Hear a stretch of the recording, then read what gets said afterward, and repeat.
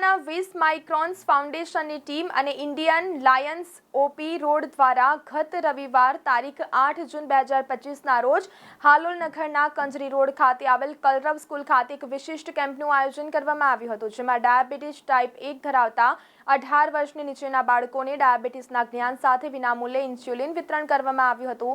આ કાર્યક્રમમાં પંચમહાલ જિલ્લાના 28 જેટલા બાળકો પોતાના માતા પિતા સાથે હાલોલ, કાલોલ, ઘોઘંબા, જાંબુઘોડા, ગોધરા સહિત ગામોમાંથી આવ્યા હતા। 20 માઇક્રોન્સ ફાઉન્ડેશનના મુખ્ય અધિકારી લલિતભાઈ પરીખે 20 માઇક્રોન્સ ફાઉન્ડેશનના સ્થાપક સ્વર્ગસ્થ ચંદ્રેશભાઈ પરીખે માહિતી આપી હતી, જ્યારે ડોક્ટર હેપ્પી દ્વારા ડાયાબિટીસ વિશે જ્ઞાન આપવામાં આવ્યું હતું। તેમણે જણાવ્યું હતું કે સામાન્ય વ્યક્તિએ જીવન જીવવા માટે 3 વસ્તુની જરૂર પડે છે, હવા, પાણી અને ખોરાક, પરંતુ ડાયાબિટીસ ધરાવતા બાળકને જીવન જીવવા માટે 4 વસ્તુની જરૂર પડે છે, હવા, પાણી, ખોરાક અને ઇન્સ્યુલિન। ડાયાબિટીસ એજ્યુકેટર સુપ્રિયાબેન વ્યાસ દ્વારા 5 વર્ષથી નીચેના ડાયાબિટીસ ધરાવતા બાળકોની વિશેષ કાળજી કેવી રીતે રાખવી તેની રમત સાથે ડાયાબિટીસનું શિક્ષણ બાળકોના વાલીઓને આપવામાં આવ્યું હતું અને અંતે લોકોને હળવો નાસ્તો આપીને વિદાય આપવામાં આવી હતી।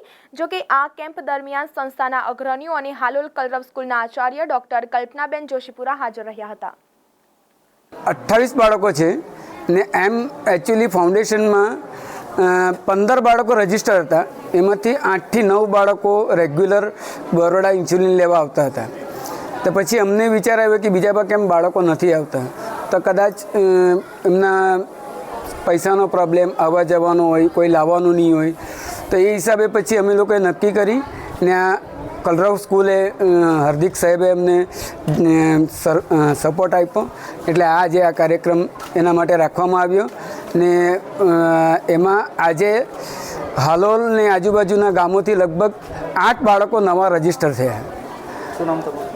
મારું નામ આનંદભાઈ, હું 20 માઇક્રોન ફાઉન્ડેશનમાં ને લલિત સર છે જે અમારા હેડ છે ને છેલ્લા 15 વર્ષથી અમે લોકો આ ટાઈપ 1 બાળકો માટે કામ કરતા છીએ।